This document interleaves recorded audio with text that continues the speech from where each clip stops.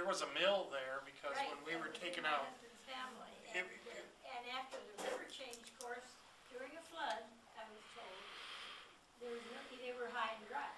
yeah, it But I've never was, been able to find out when this happened. yeah, you know, when I came, it was referred to as the dry bridge, is basically meant as a flood overflow on that. Now, with the new bridge there, it's big enough that we just put a box culvert there to handle any overflow on that.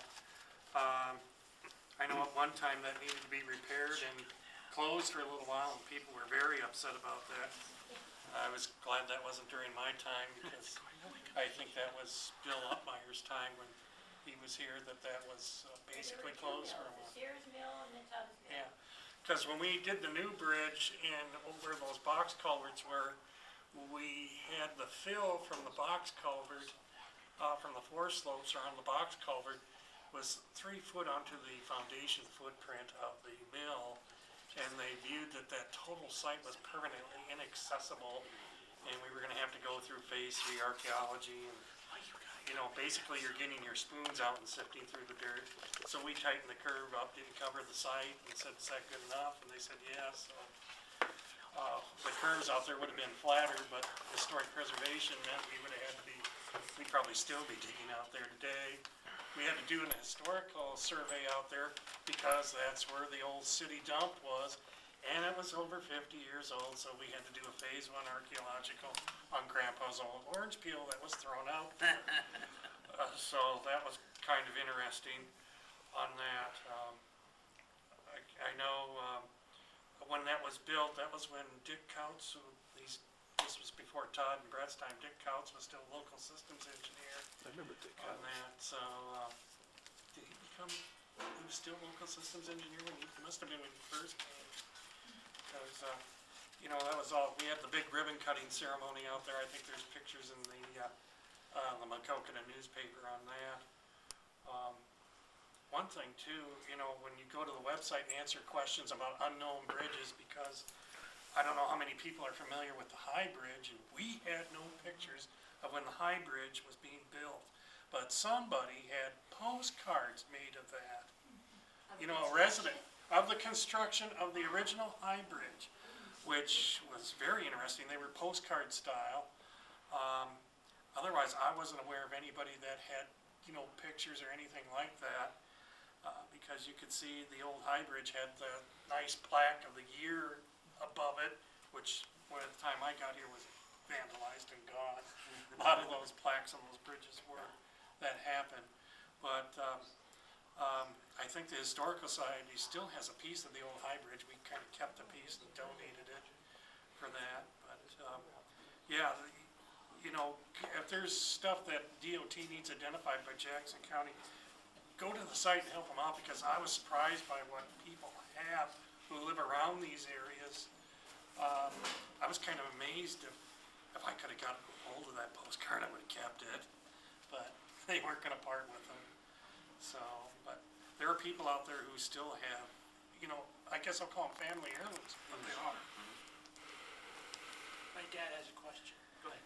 Do you have any information about a raret from Iowa City doing the old military road with a horse and plow? There's a story of, I forget the gentleman's God doesn't name. name a raret. I was thinking it's somebody else who started up in Dubuque and there you go, Dylan's Furrow, who plowed down. So, And Dylan was from Cascade. okay. How often do the three of you work together? Just when the road comes to the border of the county? We have a regional planning authority that we get together quite often, that we have 4 counties, us 3 and Delaware County. Otherwise, planning sessions, meetings down in Ames, things like that. But yeah, obviously we have to treat our counties separate and take care of our roads, but when we get near a border, we work with the neighboring county on anything that involves both counties. And what happens when a road goes through a city, or who takes precedent over who's in control? The state, the city, the county? Excellent question, Bonnie. Depends on the size of the city. If the city is 500 population or less, the state transferred those jurisdictions to the counties. So if the city is 500 or greater, then they have their own jurisdiction of the roadways. Otherwise, that farm to market or that county road extension through a city less than 500 is under the jurisdiction of the county. And we have a service bureau basically, well, I'll call it our internet, where you can email the 99 counties, hey, we have this particular problem, you've had it before, what did you do to solve it? There's always communication like that, and when, how should we say, when you get a new county engineer, your neighbor county gets a new county engineer. I would say We help each other out. a few times a month, I probably talk to Brett or Clark, I suppose, or vice versa. And then we probably meet face to face, like Brett was saying, at our regional planning affiliates or some other all county engineers get together kind of meeting. That's twice a year. And then they mentioned there's various, is there 6 districts? yes. 6 districts. 6 districts in the state, and we're all in District 6. So we have separate district meetings as well to talk about different changes in the specification or requirements, federal highway requirements, that kind of thing. So we get together quite a bit because there's a lot of information that changes year to year, or month to month for that matter, so. And Todd and I were down on Transportation Day to lobby for increased funding for roads. I got a question for all of you. Oh, here we go. Who knows when the last gas tax, fuel user fee was put in? The last increase? Is there a prize? 20 years ago. More than that. 1989. And when I meet with different people and I talk to them, so, we do hopefully, but run the secondary road department as a business. And our deliverable is the road system, use of the road system. Our revenue is basically fuel tax. So I ask people if your product, if you haven't been able to change what you charge to the revenue, if you haven't been able to change that for 25 years, yet everything else that you buy has gone up, your fuel, your tires, your rock, your equipment, your labor, could you still be in business? I mean, that's kind of what we're faced with, is that our source of revenue really hasn't increased since 1989, yet we pay the inflation on everything that we use to maintain the roads, but our revenue hasn't changed, but we're still tasked with providing the same level of service we have for the last 20-some years. So it's kind of it is a difficult situation funding-wise. And I buy gas just like anybody else. I don't want to have to pay more at the pump than I do, but, anymore, the gas prices fluctuate so much. If we increased it a dime or 15 cents, you probably wouldn't even notice it because it increases 30 cents over 2 months. There's no reason for it. It just happens, So anyway, I was just wondering how many people knew that it's been that long since the gas tax was changed, so. Hope it doesn't get as bad as Illinois. Well, Their taxes are awful. and they actually have a sales tax on top of their excise tax. I never buy gas in Illinois. Yeah. How much is the gas tax? Right now in Iowa, it's about 19 cents for gas, and I think it's 22 for diesel. So if you raised it a dime, it'd probably end up being, depending on the miles you drive, about anywhere from $150 to $200 extra a year. I did a thing, if you drive anywhere from 12,000 to 25,000 miles a year, and if you got, how should we say, 15 to 25 miles to the gallon, don't ask me why I did it that one day, I must have been bored at home, and I did a spreadsheet on that, and it cost you anywhere from 92 cents a week to $2.47 a week. Basically, my wife told me I could give up one of the dollar items at McDonald's for a week. Somebody have a question? I was curious, and this might be a dumb question, but I need a smart answer. Where does the increase in the fuel tax come from? Is that state or is that federal? It would be state. What's been proposed is there is a federal fuel tax. That's separate. That is collected and that goes to the federal highway. We don't see a direct allocation. That doesn't benefit you at all? Yeah, it does, but it's not direct. Like, that goes into the federal highway, and then it comes back to the states.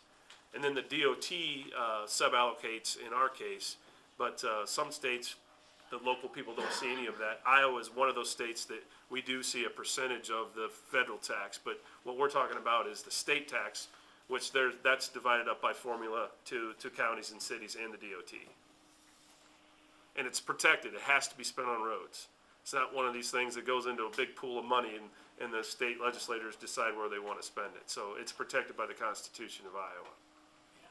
Yeah, that's kind of a common misconception, at least in Jackson County, that they think, the county budget, which includes other departments besides secondary roads, I think it's all county dollars. Well,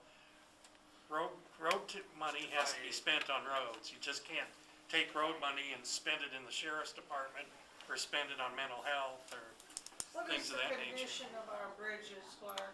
I didn't realize it was gonna go like that.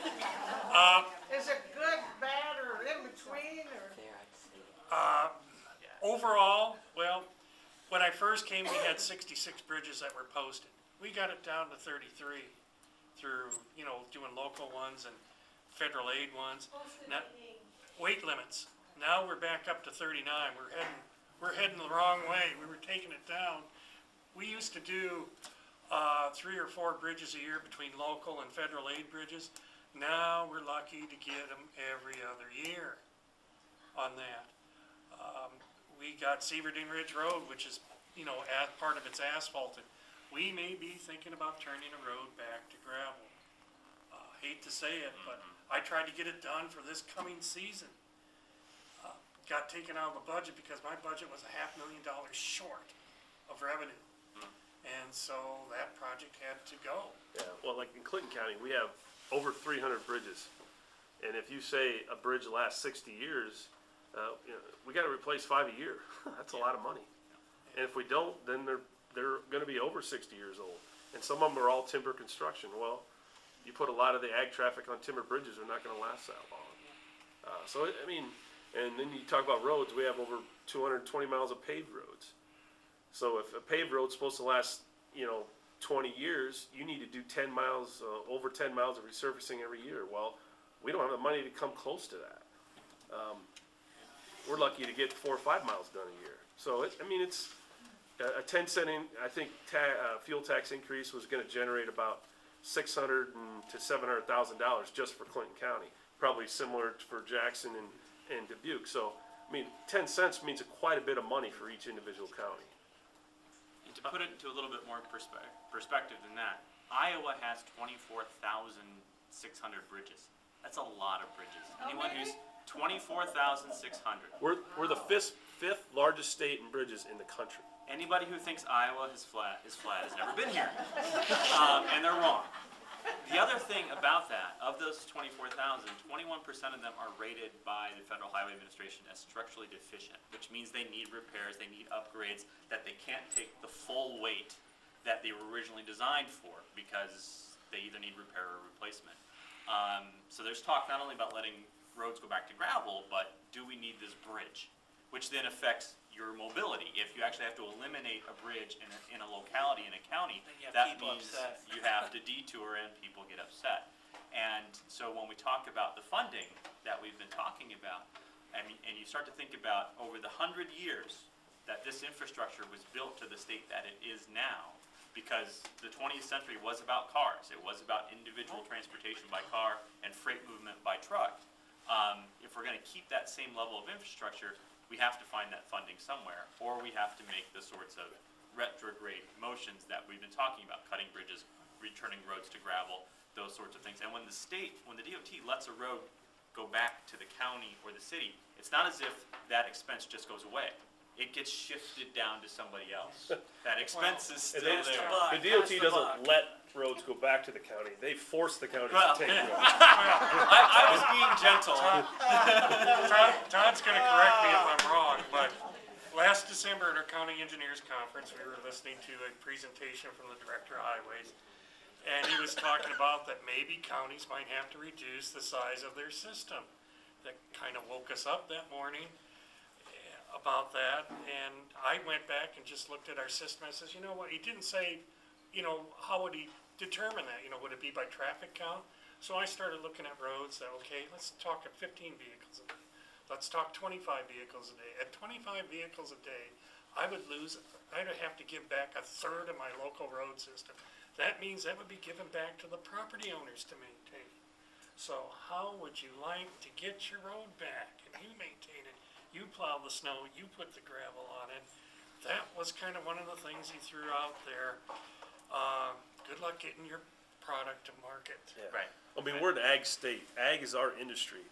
And the big advantage we have over like South America or these other countries is our infrastructure. We can get our products, whether they're livestock, cattle, corn, beans, hogs, whatever, we can get those products to the market efficiently. That's the big advantage we have over like, you know, Brazil or some other country like that, where it costs them a lot of money just to move their product to a port where they can ship it. So we do have a big system, but I think, you know, our system's needed because we need this network of roads and bridges to get the product to the next port, whether that's trucking, whether that's shipping or anything. So, like Clark said, it would be very hard to try and close the amount of roads it would take to bridge this funding gap. I don't think that's necessarily the answer. I think we probably need to look at roads that don't make a lot of sense to keep them open, but that's not the only answer. That has to be considered or viewed with trying to really basically overcome the inflation gap. That's where we're at. We're not talking about new money or an extra amount of money. We're just talking about make up the gap that's been caused by inflation in 25 years. That's all. If we would have indexed the gas tax to an inflationary factor like the Consumer Price Index or their CCI, if we would have done that back in 1989, we wouldn't have this problem here today. But we didn't, so we are. So that's kind of where we're at. But Contact your legislators. What is the status on the Savannah Bridge? Are they going to rebuild that, or is Iowa participating in that, or what is going on with that? that's that's a DOT, so I'm not sure about that. It's in the 5-year plan, Okay. and I Iowa's haven't gonna looked build at it. the plan. That was the scariest darn bridge I ever drove my truck over, I'll tell you that right now. The middle grade. Oh, boy. Kind of grabs your wheel, doesn't it? That Dubuque, Wisconsin bridge, when that was, Dubuque, we got that bridge from Dubuque, it was in storage someplace, and that's given the Savannah-Sevilla Bridge an extra 30 years. well, we had some. We were panels thankful for that then. From that Dubuque, Wisconsin bridge that we actually used on a project on that. I was surprised that we had them, but they were given, when that bridge was taken down, they were giving away all kinds of stuff for that. Wendy, I missed it, but how many bridges do we have in Jackson County? I'm sure it's a lot more than 50. There's 225 structures because there are certain box culverts of a certain size that need to be inspected every 2 years, but we have 225 structures.